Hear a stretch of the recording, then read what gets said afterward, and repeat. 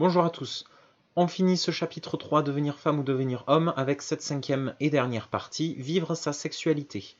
Donc ça, on l'a déjà vu en cours. On va réaborder rapidement tout ce qu'on a vu, faire une espèce de petite synthèse dans cette vidéo. Si vous voulez aller plus loin, je vous orienterai vers d'autres vidéos. Le but, c'est quand même que vous appreniez, que vous sachiez ce que je vais vous rappeler ici. Donc la cinquième partie, vivre sa sexualité. Première chose, qu'est-ce qu'on entend par sexualité? Il y a l'acte sexuel, bien sûr, mais aussi tout ce qui va graviter autour en termes de comportement. On en parlera à la fin de cette partie. Première chose qu'il faut que vous compreniez, c'est que l'acte sexuel, il a deux rôles chez l'être humain. Il a un rôle de reproduction, de procréation, c'est-à-dire je veux faire des enfants, je veux transmettre mes gènes, donc je fais du sexe. Mais il y a aussi un autre rôle qui est un rôle de plaisir. C'est-à-dire que la sexualité va se retrouver comme, à même titre que vous faites du sport, à même titre que vous mangez, à même titre que vous jouez à des jeux vidéo, vous pouvez faire du sexe pour avoir du plaisir. Chez l'homme, ces deux parties sont bien distinctes, c'est-à-dire que la sexualité a vraiment ce rôle de plaisir, mais ce rôle de plaisir n'est pas directement lié au rôle de reproduction. D'accord? Donc séparez bien les deux. L'activité sexuelle et la reproduction sont deux choses différentes, puisqu'on peut avoir la transmission des gènes d'un côté, mais aussi l'acquisition d'un certain plaisir.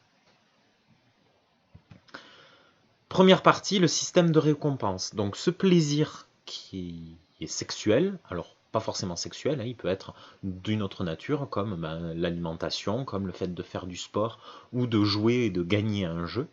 Ça va reposer sur un système biologique qui est assez complexe, qui s'appelle le système de récompense.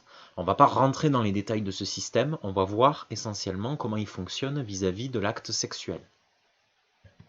La première chose à savoir, c'est que vos organes sexuels possèdent des récepteurs sensoriels. Par exemple, le pénis chez l'homme, vous voyez qu'il est innervé, qu'il y a un nerf ici, qui passe à travers le pénis et qui passe à travers, au niveau des bourses et qui entoure le testicule. Donc ce plaisir va être particulièrement ressenti, pardon, pas ce plaisir, les récepteurs sensoriels vont se retrouver essentiellement au niveau du gland et au niveau de ce pénis.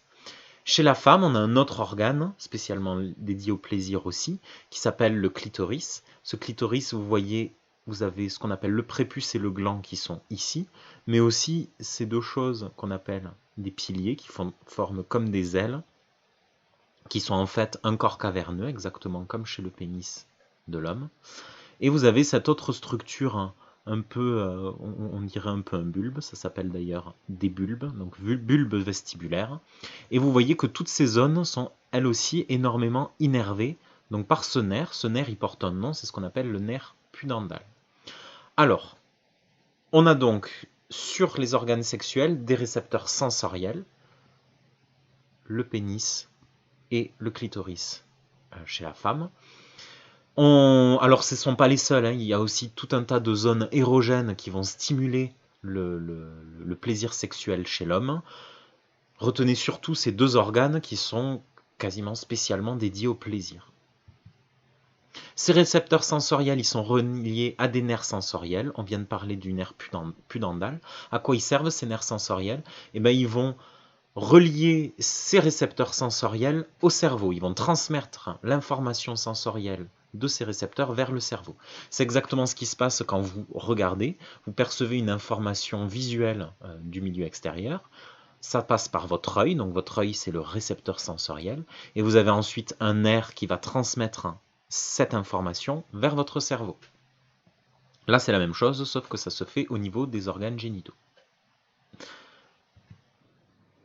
Donc une fois que l'information est parvenue au cerveau, via ces nerfs sensoriels, on va avoir une activation du système de récompense. Alors, plusieurs zones sont impliquées dans le cerveau.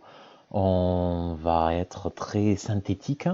Disons que l'information va partir de cette zone qui s'appelle l'aire tegmentale ventrale et qu'elle va stimuler plusieurs autres régions du cerveau, donc notamment ce noyau accumbens qui est ici. Alors, comment est-ce que ça va se stimuler? Donc, ça va se stimuler via des neurones et qui ont ce qu'on appelle une molécule qui va venir stimuler ces neurones. Cette molécule, ça s'appelle un neurotransmetteur, et vous connaissez ce neurotransmetteur qui est impliqué ici, puisqu'il s'appelle la dopamine. Vous connaissez peut-être sous le nom d'hormone du plaisir.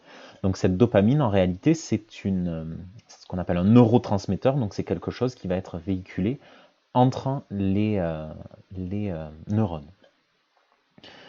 Donc, vous avez donc cette aire tegmentale ventrale, ce noyau accumbens, et vous avez d'autres régions du cerveau qui sont aussi impliquées. Notamment, vous avez le cortex préfrontal. Donc, ce cortex préfrontal, il est souvent impliqué dans tout ce qui est émotion, planification des actions, mais aussi la motivation.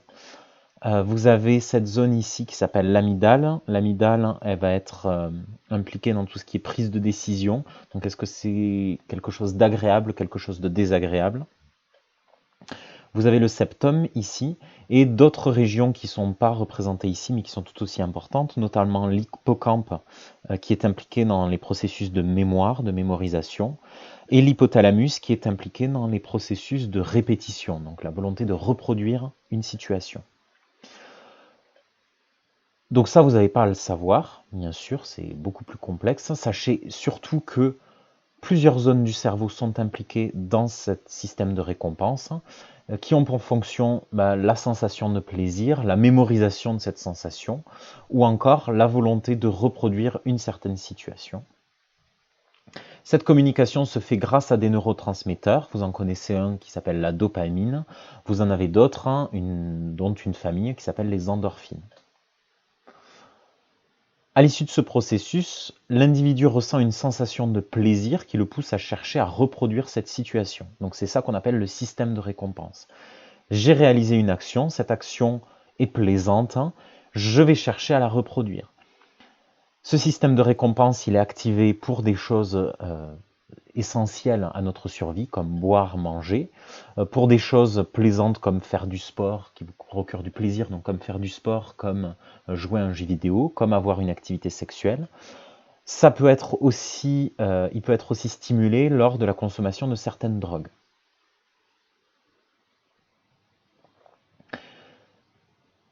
Deuxième partie, les composantes de la vie sexuelle. On en a rapidement parlé en cours.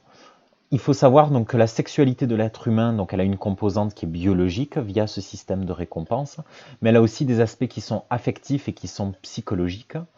Le comportement sexuel d'un individu va être ainsi lié au désir sexuel, à la séduction, à la construction d'une relation affective avec un autre individu.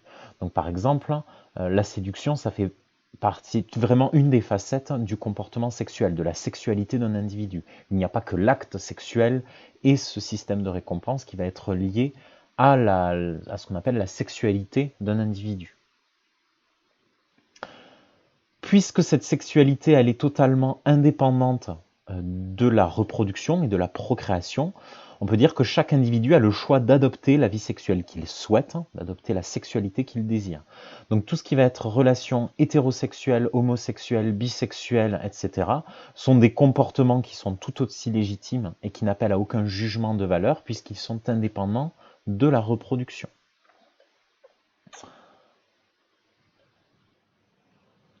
Voilà, on en a terminé sur ce cours sur la sexualité. Ça a été très rapide et très synthétique. Ce qu'il faut surtout que vous reteniez, c'est cette dissociation entre la procréation et l'acte sexuel pour le plaisir chez l'homme, avec les organes dédiés au plaisir et le déclenchement du système de récompense au niveau du cerveau. Si vous avez des questions, comme d'habitude, n'hésitez pas à me contacter soit sur le serveur Discord, soit directement sur Pronote. Pour aller un petit peu plus loin, puisqu'on a été très synthétique, je vous propose quelques vidéos qui vont permettre de creuser un petit peu plus profondément le sujet. Une première vidéo sur tout ce qui est système de récompense, et notamment lors de la consommation de drogue. C'est un peu le même principe avec l'acte sexuel, mais on va vraiment plus loin avec tout ce qui est accoutumance, et tout ce qui est sensation de manque, notamment. Donc ça, c'est une première chose sur le système de récompense. Pour tout ce qui est question autour de la sexualité, autour de votre sexualité, J'ai pas vraiment de documents dédiés pour ça. Par contre, n'hésitez pas à prendre contact avec, avec quelqu'un en qui vous avez confiance. Donc ça peut être quelqu'un de votre famille, un ami ou un membre de l'équipe pédagogique du lycée. Je vous rappelle qu'au lycée, tout ce que vous nous confiez sont des informations confidentielles. On n'a pas à les divulguer. Donc vous pouvez avoir totalement confiance en nous. Si vous avez confiance en nous, vous pouvez nous poser ces questions et on vous répondra de manière objective. Si vraiment vous n'osez pas, sachez qu'il y a une plateforme créée par le gouvernement, dont je vous mets le lien dans le commentaire de la vidéo, que vous pouvez aller voir. Il y a des réponses à des questions.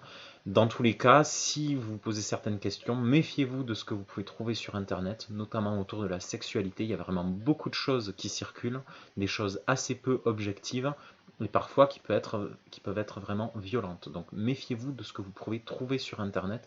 Trouvez des sources qui sont fiables et qui sont sûres.